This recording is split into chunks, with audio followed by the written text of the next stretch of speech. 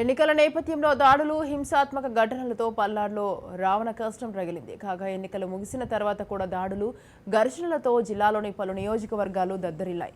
ఈ నేపథ్యంలో పల్నాడులో 144 సెక్షన్ సైతం అమలైంది. కాగా ప్రస్తుతం జిల్లాలో పరిస్థితి నియంత్రణలోకి వచ్చింది.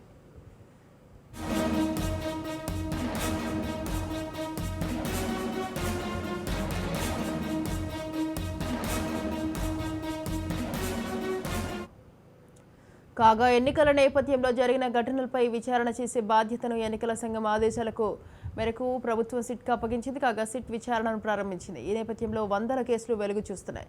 ఈ నేపథ్యంలో హింసాత్మక ఘటనలకు పాల్పడిన పలువురిని పోలీసులు అరెస్టు చేస్తున్నారు. ఇప్పటికే 11 మంది వైసీపీ నేతలను, 8 మంది టీడీపీ నేతలను పోలీసులు అరెస్టు చేశారు.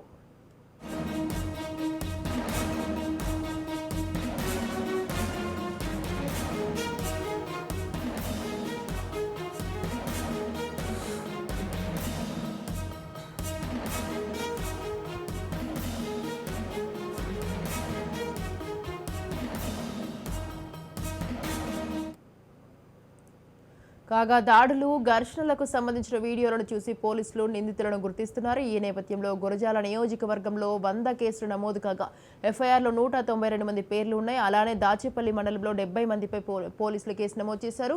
పిడుగురాళ్ల మండలంలో 67 మందిపై ఐపీసీసీ సెక్షన్ 307, 324, 323 కింద కేసు నమోదైంది.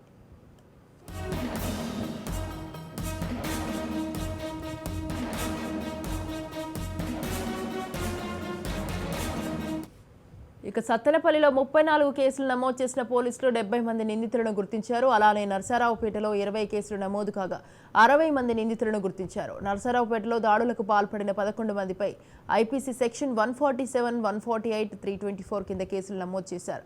పేదకూరపాడులో 5 కేసులు నమోదు కాగా 99 మంది నిందితులను గుర్తించారు.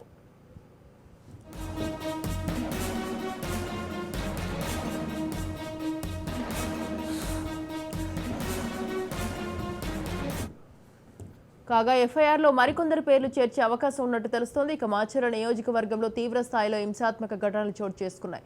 అయితే మాచర్ల నియోజకవర్గంలో కేసులపై పోలీసులు సమాచారం ఇవ్వలేదు.